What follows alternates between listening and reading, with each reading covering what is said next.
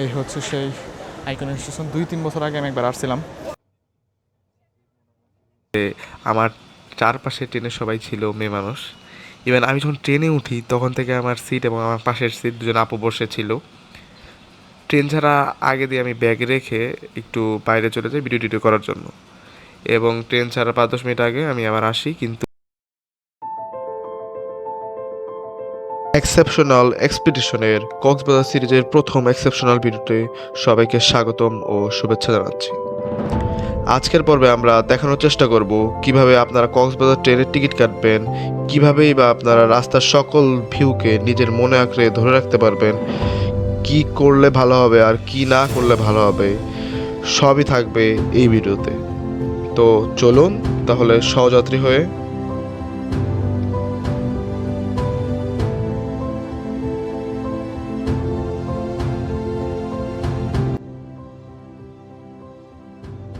আসসালামু আলাইকুম সবাইকে, কি খবর সবাই? নতুন একটা ভিডিওতে সবাইকে স্বাগতম জানাচ্ছি। আশা করি যে যেখান থেকে দেখছেন ভিডিওটি এনজয় করতে পারবেন। তো আপনারা তো নিশ্চয়ই অবাক হচ্ছেন আমি আমার পিছনে ট্রেন কেন বা আমি কোথায় যাচ্ছি। আজকের ভিডিওটা আপনারা দেখাবো কিভাবে কক্সবাজার গিয়ে সেখানে আপনি ট্রেনের টিকিট পাবেন, ট্রেনের টিকিট যেহেতু ফ্রি হয়ে সেখানে পাবেন। তারপর ওইখানে কি করবেন না করবেন, সেখান থেকে টেকনা কিভাবে যাবেন, সবকিছু কম বাজেটের মধ্যে সবকিছু দেখানো হবে এবং কিভাবে কি করবেন সবকিছু এই ভিডিওতে দেখতে পারবেন। এবং আশা করি ভিডিওটা আপনাদের ভালো লাগবে। এবং চলুন তাহলে শুরু করা যাক। তো এখন আপনাদের বলি কিভাবে আমি টিকিটটা পাইছি। অনেকে অবশ্য মনে করেন যে কক্সবাজার ট্রেনের টিকিট পাওয়া শোনার হয়নি, আসলে এমনটা না। কিছু দালাল এবং ওদের জন্যই টিকিটটা পাওয়া যায় না। মানে 10 দিন আগে তো কাটা লাগে, 10 দিন আগে একটা টিকিট লাইভ হয়, এরপরে দালালা করে কি একসাথে অনেকগুলো অ্যাকাউন্টে ট্রাই করে সব নিয়ে নেয়, পরে ব্ল্যাকে সেগুলো সেল করে। তো এখন আমি বলি কিভাবে আপনারা সহজে টিকিটটা কাটতে পারবেন। যেদিন যাবেন, ধরেন 14 তারিখ, আমি যেমন আজ কত আজকে 13 তারিখ সকালবেলা, তো আমি টিকিটটা কাটছি মোটামুটি 4 তারিখ দুপুরবেলা, বা 10 দিন আগে মোটামুটি 4 তারিখ 8টা বাজে এটা লাইভ হয়েছে। ওই সময় সবাই কিনে রাখে দালাল টালা যা আছে। তো আপনারাও তাই করবেন যে 10 দিন আগে ট্রাই করবেন 8টা বাজে কেনান, ঠিক আছে? ওয়েবসাইট অনেক জাম হবে, ওয়েবসাইটে প্রচুর ঝামেলা করে, ওটিপি নিতে চায় না। ওটিপি কি করবেন, যদি না নিতে পারেন কপি করে পেস্ট করবেন একটা করে, তাছাড়া হয় না কেন জান। যাই হোক, এটা না হয়ে গেল। এরপরে আপনারা যদি সিঙ্গেল হন বা ডাবল বা মানে 2জন বা 3জন যান, তখন কি করতে পারেন, আপনারা অনেকে হচ্ছে যাই মানে ধরেন টিকিট 10 দিন আগে কাটছে বা দালাল নাকি জানি না, 10 দিন আগে কাটার পরেও অনেকে কি করে ওই টিকিট গুলো রিফান্ড করে দেয় পরবর্তীতে। তো রিফান্ড করে দেয়, কিছুক্ষণ পর পর গিয়ে চেক করবেন, 10 দিন আগে হোক বা 7 দিন আগে হোক, বা আপনার প্ল্যান হয়তো 3 দিন পরে, আপনি যাই কিছুক্ষণ পর চেক করবেন, দেখবেন যে 2-1টা টিকিট সবসময় থাকে কোনো না কোনো জায়গায়। এটা হচ্ছে এখন বাজে টাইম মোটামুটি 6টা 15-তে ট্রেন পর্যটক এক্সপ্রেস, এই যে 6টা 45 বাজে। তো এখন হচ্ছে পর্যটক এক্সপ্রেস যেহেতু, তো আপনারা এরকম ভাবে দেখবেন যারাই পান, সকালবেলা গেলে সকালে ভিউ দেখতে পারবেন। এই আর কি, এটা আপাতত ট্রিক্স এর মধ্যে পড়ে। কিছুক্ষণ পর পরই চেক করবেন, দেখবেন 1-2টা টিকিট অ্যাভেলেবেল হচ্ছে, ওই 1-2টা টিকিট নিয়ে নেবেন। এই আর কি, এটা বিশেষ করে মানে দাম, দামের তো প্রশ্ন আসে না, দাম মোটামুটি চলে, কিন্তু বেশিরভাগই টিকিট পাওয়া যায় না এই দালালের জন্য। আর এছাড়া এছাড়া আপনারা একটা জিনিস করতে পারেন, ফেসবুক বিভিন্ন গ্রুপ আছে বড় বড় 1-2 লাখ, সেখানেও বিভিন্ন দালাল টিকিট সেল করে। বাট ওখানে অনেক স্ক্যামারও আছে, যারা গ্রুপ অ্যাডমিন, তারা বিভিন্ন জায়গায় স্ক্যাম করার খবর শুনতে পারছি। তো আপনারা একটা কাজ করতে পারেন, সেখানে আপনারা অনেকে দেখবেন যে ঢাকার মধ্যে বা আপনি যে যে জেলার হন, অনেকে টিকিট কাটতে যাইতে পারতেছেন না, তাদের সাথে ফিজিক্যালি দেখা করে যাবেন। অথবা দেখবেন অনেকে গ্রুপে টিকিট কাটছে, মানে 5টা বা 6টা, একজন যাবে না, তো তাদের সাথে যেতে পারেন। আর বিকাশে কেউ অগ্রিম টাকা দিয়ে আগে ধরা টরা খাবেন না। এই হচ্ছে আমার ট্রিক্স। আর ট্রেনের সাথে কোথায় কি কি করতেছে আজকে আমরা সব আপনাদের দেখাবো, এই আর কি কথা। আমাদের সাথে কে আছে একটু পরিচয় করে দেই, আমার ভাই মোহন ভাই। কি অবস্থা ভাই, কেমন আছেন একটু বলেন দর্শকদের উদ্দেশ্যে কিছু। ভাইকে অনেক রিকোয়েস্ট করলাম, ভাই চলেন চলেন, আমি একা যাচ্ছি, বাট ভাই গেল না। কি অনুভূতি, আপনি যে এত বড় টিপ মিস করছেন, আপনার কি কষ্ট লাগছে না? অবশ্যই আমার কাছে অনেক কষ্ট লাগতেছে। আমি চাইছিলাম আমার ছোটো ভাইয়ের সাথে যাইতে, কিন্তু আমি যাইতে পারি নাই, আমার অফিসে কাজ আছে, এই কারণে ইচ্ছা ছিল যাইতে। আচ্ছা, এই ট্যুরটা অনেক মিস করতেছি। আশা করি সামনের ট্রিপে আমরা একসাথে ইনশাল্লাহ কোথায় যাবো, সমস্যা নেই। ইনশাল্লাহ সবাই দোয়া করবেন, তবে ট্রিপটা এনজয় করতে থাকেন। আসসালামু আলাইকুম। পরবর্তী জায়গা দেখা হচ্ছে রেল স্টেশন এবং রাস্তার ভিউ করা। তাই ভালো থাকবেন।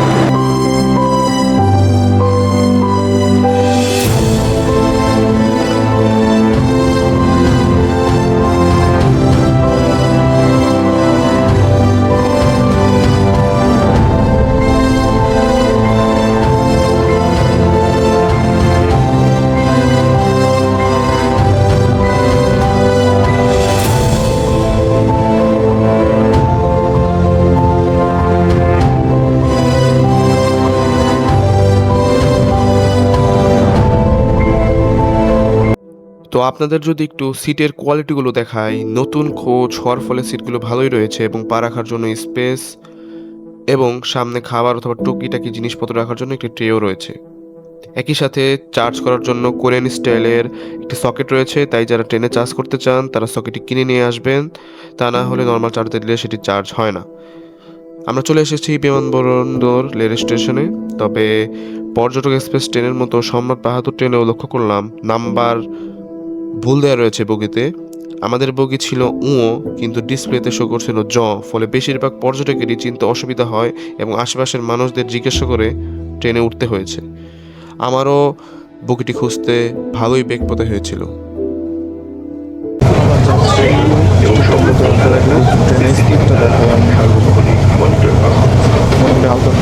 সকাল থেকে তবে অবশ্য আমি একা যাচ্ছি, ভালোই করে চলছে। কোনো ব্রেক হবে না। নেক্সট স্টেশন হলো চট্টগ্রাম যেহেতু বাংলাদেশের চতুর্থ সম্রাট বলতে পারেন পর্যটক এক্সপ্রেস সকালবেলা ছাড়ে, কক্সবাজার এক্সপ্রেস রাতেবেলা ছাড়ে। আমি যদি আপনাদের স্পিডটা দেখাই, মোটামুটি 50-57 চলছে। কিছুক্ষণের মধ্যে এটা 80-90 হয়ে যাবে। আশা করছি যেহেতু বিরতি নিচ্ছে, আশা করতেছি এরকম হয়ে যাবে। আর এই একটা অবস্থা, তো দেখা যাক। আশা করতেছি 2:15 দেখা যাবে। তারপরে দেখলাম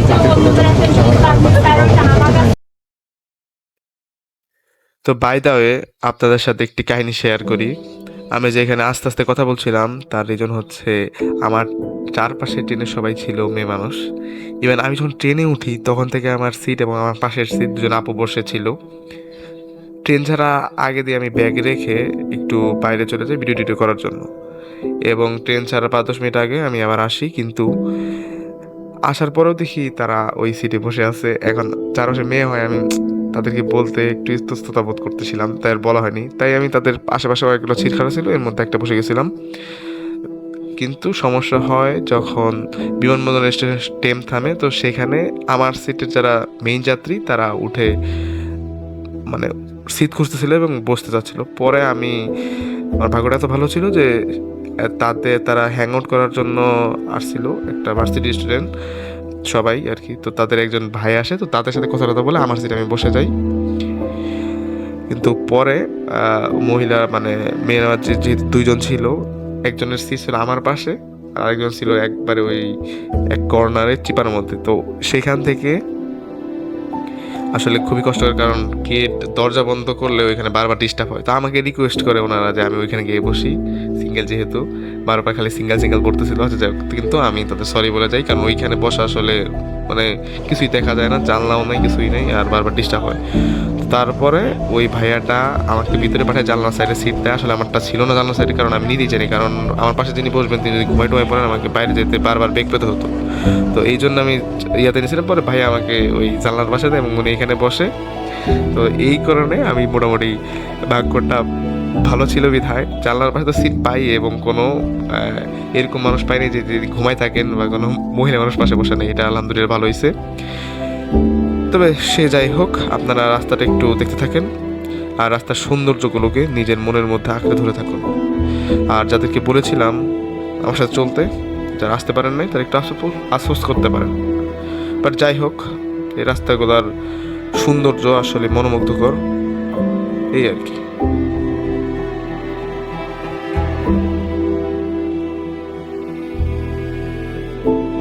তো আমরা এখন আছি চট্টগ্রাম রেলওয়ে স্টেশনে। আশা করছি আমাদের ট্রেনের মতো বিরতি দিচ্ছে, সেখান থেকে আমরা কিছুক্ষণের মধ্যে আবার রওনা হবো। এখানে ইঞ্জিন চেঞ্জ করা হচ্ছে, উল্টা আসছি। এখন বাকি রাস্তা ইনশাল্লাহ সোজা যাবো আর কি, দেখা যাক। এই হচ্ছে অবস্থা।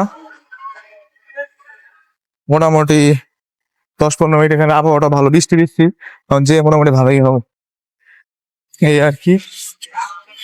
দেখি এই সাইডে কি খবর নিতে। আরেকটা কয়েকটা ট্রেন দাঁড়ায় আছে, এর মধ্যে কতগুলো ট্রেনও ক্রস করছি আমরা। So let's see what happens. ঝুলধারে বৃষ্টি হচ্ছে চট্টগ্রাম রেলওয়ে স্টেশনে।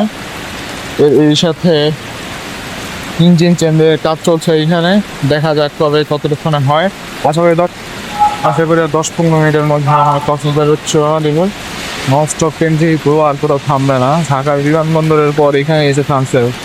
তাই হোপ আর এখানে থামাথামি নাই, সরাসরি কক্সবাজার ইনশাল্লাহ 3টার মধ্যে পৌঁছে যাবো। 12টায় রওনা দিবে, 2.5 ঘন্টা লাগবে আর কি, 3টাও বাজার কথা না, এই আর কি। দেখা যায় বৃষ্টি কমে কিনা।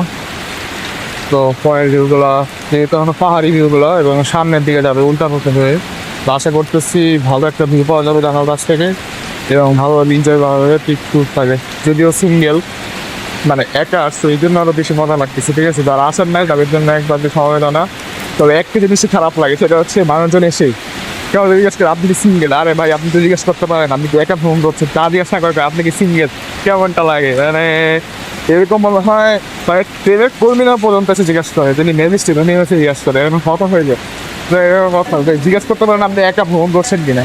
দেখ আপনারা সাউন্ড শুনতে পাচ্ছেন কিনা তাই বৃষ্টির শব্দর সাথে মাইকিং, আবার ট্রেনের শব্দ সামনেরা সমাবদ্ধ পরিস্থিতি, সমাবদ্ধ আয়োজন দেখা যাচ্ছে।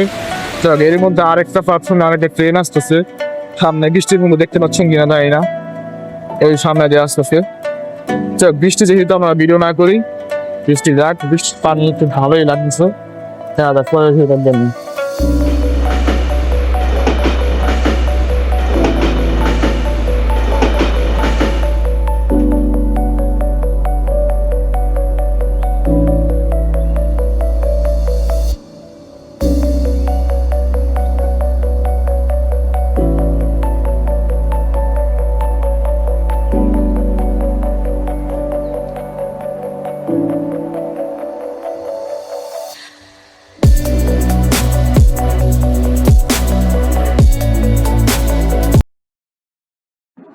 আজকের ভিডিওটি স্পন্সর করেছে the Swiss hotel and resort.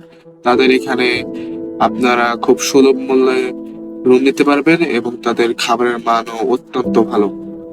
Exceptional এক্সপিডিশনের tour সঙ্গী হওয়ার জন্য আমাদের স্পন্সর করতে পারেন। Email EXCEPTIOANL EXPEDITION@gmail.com।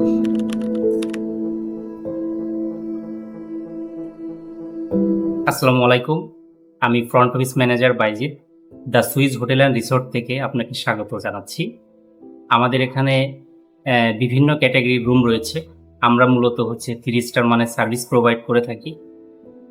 রুমগুলোর মধ্যে কিছু ক্যাটাগরি রয়েছে কাপল রুম এবং কিছু ক্যাটাগরি রয়েছে ফ্যামিলি কানেক্টিং, আর কিছু ব্যাচেলরদের জন্য এবং কিছু অফিসিয়াল কর্পোরেট প্রোগ্রাম করার জন্য টুইন শেয়ার বেডের রুম রয়েছে। এবং এছাড়াও আমাদের এখানে আরও রয়েছে ব্যাংকুইট হল এবং এখানে আরও রয়েছে আমাদের অল ডে ডাইনিং।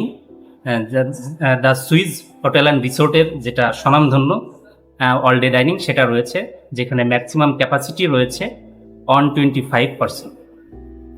এবং আমাদের এখানে যে ক্যাটাগরির কাপল রুম রয়েছে স্টার্টিং প্রাইস রয়েছে 4,500 টাকা থেকে শুরু করে প্রিমিয়াম কাপল যেটা রয়েছে সেটা 6,500 টাকা পর্যন্ত। এবং এখানে ফ্যামিলি কানেক্টিং রুমগুলোর মধ্যে রয়েছে যেটা ওয়ান অফ দ্য বেস্ট, আমাদের সুইজের একমাত্র গর্ব, ফ্যামিলি কানেক্টিং যা সুপার ডিলাক্স কানেক্টিং। এটার মধ্যে রয়েছে 2টা সেপারেট বেডরুম, 2টা washroom, living space plus balcony. এটা 9,000 টাকা রেট এবং এখানে বিভিন্ন সময় বিভিন্ন মৌসুমে আমরা বিভিন্ন ধরনের ডিসকাউন্ট প্রোভাইড করে থাকি। ধন্যবাদ সবাইকে, সুইজে আসার জন্য সবাইকে আমন্ত্রিত।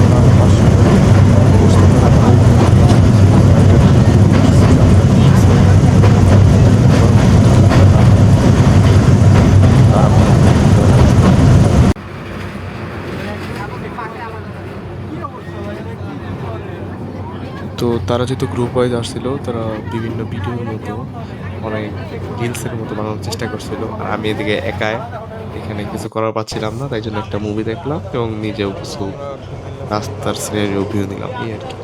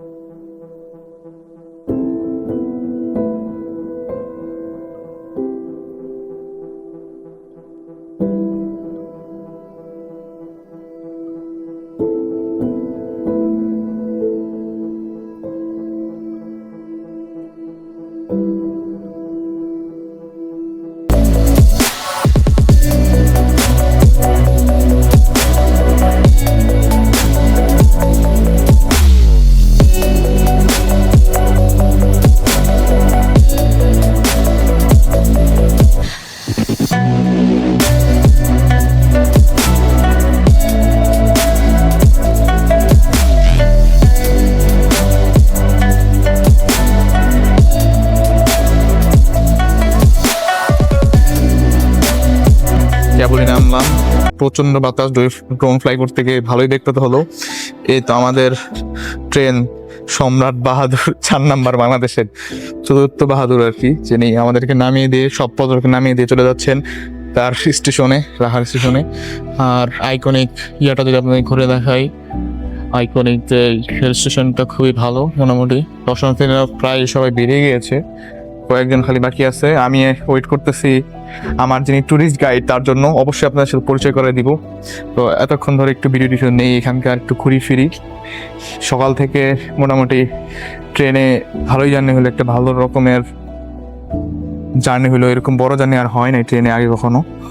এবং বাসের থেকে আশা করি ট্রেনেই খুব ভালো। মোটামুটি টিকিট ছিল 1500 টাকা যদি এসি ধরি, তো নন এসিতে একটু ঝামেলা, বেশি মানুষ গ্যাদারিং, বা বেশি মানুষ বলবো না, মানে গ্যাদারিং একটু বেশি, আর গরম যেহেতু রোড টোদ আছে, এই জন্য এসিটা ভালো, চলা সব ঠিকঠাক। এখন সবই মোটামুটি ঠিক আছে, এই হচ্ছে কথা। আর রেল জার্নিটা আসলে অনেক সুন্দর ছিল, রাস্তার ভিউ আপনারা অবশ্যই দেখছেন, ভালোই ছিল। এবার দেখার পালা হচ্ছে কক্সবাজারের মেন সমুদ্র সৈকতে যাবো। এখান থেকে কেমনি কি যায়, আমাদের ট্যুরিস্ট আসতেছেন, আপনার সাথে পরিচয় করে দিব। তিনি অবশ্যই আমার পরিচিত লোক। যাই হোক, এছাড়া যদি বলি এখানকার স্টেশনটা তো আপনাদের ঘুরে টুকটাক দেখাইলাম আশেপাশে, কিন্তু 2-3টা ট্রেন রাখা থাকছে, অনেক সুন্দর বসতে। ভিতরে যাবো আপনাদের নিয়ে, ভিতরে যাই, একটা সুন্দর বিল্ডিং, এখানে নাকি থাকা খাওয়ার ব্যবস্থা আছে এবং হাউস রুম আছে, চেঞ্জিং রুম আছে। যারা রাত্রে এসে দিনে থেকে পরে সকালে যেতে চান তারা অবশ্যই পারবেন এখানে। আর অবশ্যই টিকিট আগে কিনে আসতে হবে। এছাড়া একটা দোতলা বাসা ছিল কিছুক্ষণ আগে, যা হচ্ছে দর্শনার্থীদের নিয়ে সমুদ্র সৈকতে দিয়ে গেছে, কারণ অটো বা সিন্ডিকেটের কারণে অনেক ভাড়া টাড়া রাখে। তো যাই হোক, দেখি আমরা ভিতরে যাই, রেলে আইকনিক রেল স্টেশনের ভিতরে কী আছে বা কিছু না আছে সবাই দেখে আসি। তো যাই হোক, জার্নিটা খুবই ভালোই ছিল, মানে এত ভালো ছিল, অবিশ্বাস্য ছিল, মানে মনে হয় না যে জার্নি করবো এতক্ষণ। সেই 6:15-তে উঠছিলাম, এখন আপনাদের যে টাইমটা দেখায় মোটামুটি বাজে হচ্ছে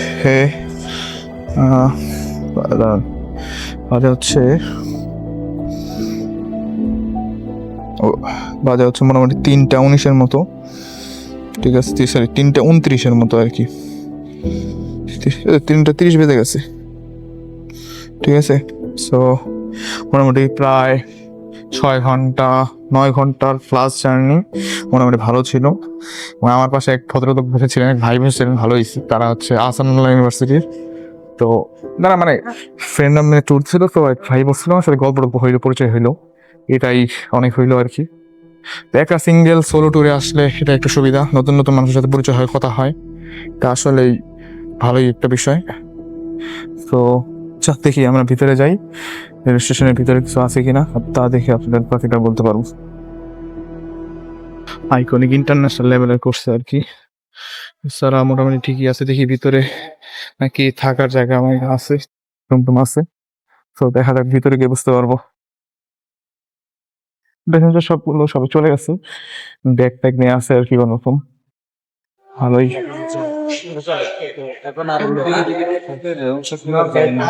যদি দেখাই, এখানে ওয়েটিং রুমের মতো কিছু একটা আছে, আর উপরে হয়তো লকার টকার সিস্টেম আছে, যতটা শুনছি আর কি।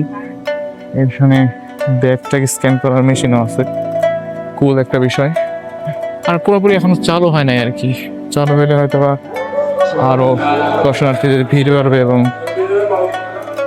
সুন্দর হবে আর কি। তো বেরোয় যাচ্ছি আমরা, আবার এখানে কিছু নাই, নিজস্ব ক্যামেরা, তাদের লোকজনের সাথে, এই আর কি। আর এছাড়া ওইখানে অটো আছে, পাওয়া যায়। এখানে বাস ছিল কিছুক্ষণ আগে, শামুকের মধ্যে কি জানি ছিল আর কি, আছে। এই হচ্ছে কথা।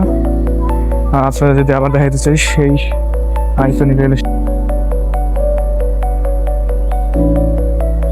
2-3 বছর আগে আমি একবার আসছিলাম আমার এসএসসি পরীক্ষা শেষ দিয়ে, তখন এরকম সন্ধ্যাবেলা আসছিলাম আর কি, ভালোই ছিল মোটামুটি। এখন পুরো চালু হয় না, এই হচ্ছে কথা। দেখি পাখিটা পিছিয়ে যায়, দেখি এখানে বাতাস প্রচুর, আর কোনো ভিউ নেওয়া যায় কিনা, সেটা এক্সেপশনাল এক্সপিডিশনের কক্সবাজার সিটির দ্বিতীয় পর্বের ভিডিওতে আপনারা দেখতে পারবেন রাতের কক্সবাজার আসলে কীরকম হয়। সেই জন্য আমাদের পাশেই থাকুন এবং আপনার মূল্যবান বক্তব্য কমেন্ট বক্সে জানিয়ে দিতে পারেন, তাহলে আমরা আরও অনুপ্রাণিত হব। তো আজ এখানেই বিদায় নিচ্ছি, অন্য কোনো দিন দেখা হচ্ছে। সেই পর্যন্ত ভালো থাকুন, সুস্থ থাকুন। আসসালামু আলাইকুম ওয়া রাহমাতুল্লাহি ওয়া বারাকাতুহু।